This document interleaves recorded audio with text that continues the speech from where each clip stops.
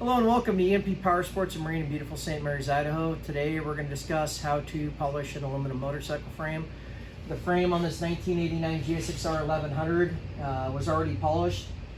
In the past, it was extremely dull from being weathered. I've already started cleaning the frame up. We'll go and zoom in.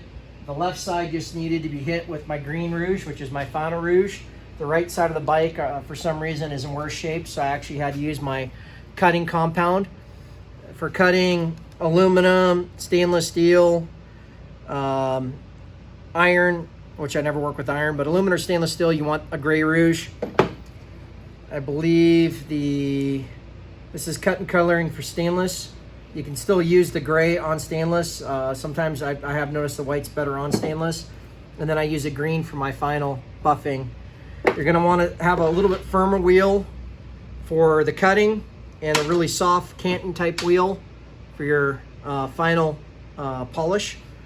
I have a high-speed drill here that I use. We'll be using today. I also have a Dremel for the hard to reach areas with little polishing mops for it, such as this guy right here. I have more in a box. And then if you have parts that are off the bike, such as, which I'm not pulling this stuff up, it's just a quick cleanup. Things as your rear sets, your buddy peg brackets, things of this nature, side stand, you can actually pull those off if you have a buffer like I have back in here, which we're not going to be using today. But here's my big polishing buffer. Ball door makes the best one. Jet makes a good one. Eastwood's a decent one. This is an Eastwood with pedestal. When it gets replaced, I'll get a ball door, but that's a pretty good buffer. You want to get at least a 1 horsepower model. I think that's a 1.5 horsepower. And then for your drill, you want a high-speed cord drill, not a cordless. And for your Dremel, just get a good Dremel. Any good Dremel that's high speed will do. You need speed. That is the key. So I'm gonna get started here. I always wear a full respirator when I do this. Painter's respirator. You can get these on Amazon or anywhere else. These are a pretty good thing to have. And then before we get set up over here, I'm gonna have my helper zoom in. So this is what I've already cleaned up. This is all corroded and nasty. I've started on the swing arm. I'm gonna do one more pass on it. And then over here on the right side, you can see it's kind of, you can see the aluminum finish underneath is a good way to put it. You can see the scratches or lines, what do you want to call it. That's from the cutting compound. So when you start, you're gonna have a standard aluminum finish like such, or like down in here. From there, when you're done sanding, which I started doing in here, it's gonna be kind of a rough finish like we have over here. Eventually, when you do your first pass with your cutting, it should look like this. And then when you're finally done with it and it looks nice and it's all polished up nicely, this should be your end result. It should be a mirror or almost a mirror finish. So I have a few hours right now when I'm polishing this. I'm gonna get started just to do a quick video demo, just so you know what you're doing. Zoom in on these forks. I have not touched the forks yet. When I started the frame, it looked like these forks did. Come over here. You can see all the corrosion and how dull those are. I couldn't clean them up with just a polishing cloth. This has to all be repolished, so let's get to it.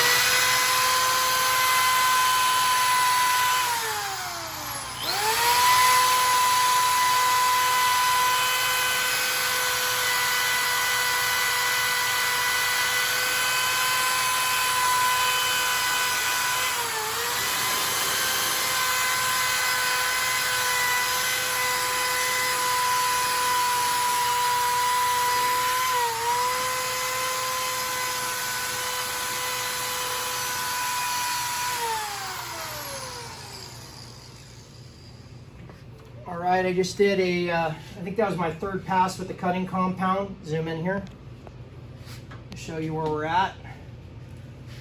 You see it's nice and, let me get over here in the light, nice and you have the nice little scratches in it, the nice line, so that's nice cut aluminum. And then from here, I'm gonna do my first pass on my final polishing with my green rouge. Like I've stated, I'm into this about 3 hours now. It'll probably be a 4 or 5 hour job to clean this mess up. It could be 10 or 12 hours if you're starting from scratch to do this much polishing on a bike. So we're gonna switch to a softer wheel. I believe this is a Canton mop.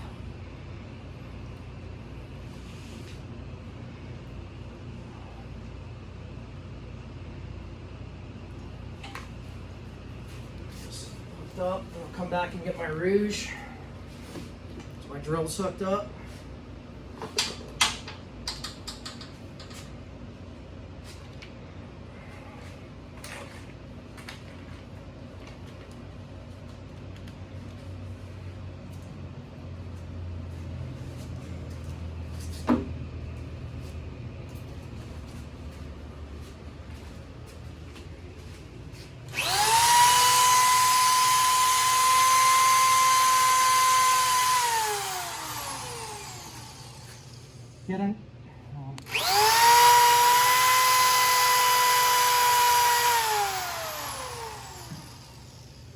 Get a nice generous amount of compound on your mop.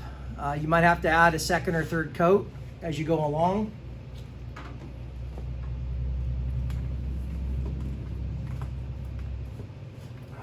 Right.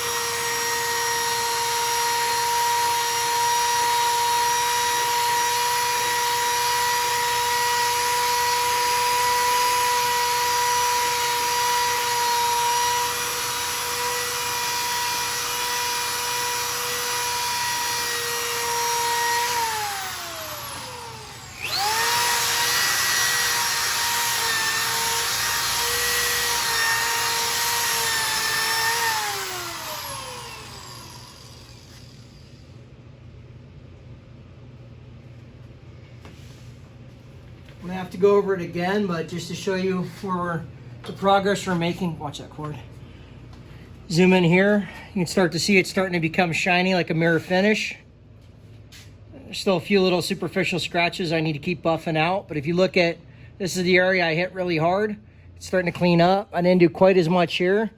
So you can see it's a little bit coarser. And when you get over here where I haven't touched yet, you can still see my cutting polish where it was. So you just keep going over and repeating this process until you get the mirror finish that you desire. So once again, you start off with 240 grit sandpaper, go to 1000 grit sandpaper, use a harder, like a one of the harder, more coarse polishing wheels with a gray cutting compound or white cutting compound, depending on what type of metal you're attacking. On aluminum, I recommend the gray cutting compound. And then from there, you go to a nice soft Canton type wheel with your green final polishing compound. And if you do it right, after many, many hours and a few curse words, you're gonna have a nice mirror finish wherever you're polishing. If you find this video to be helpful, please smash that like button, hit the subscribe button. We hope to see you next time here at EMP Power Sports and Marine.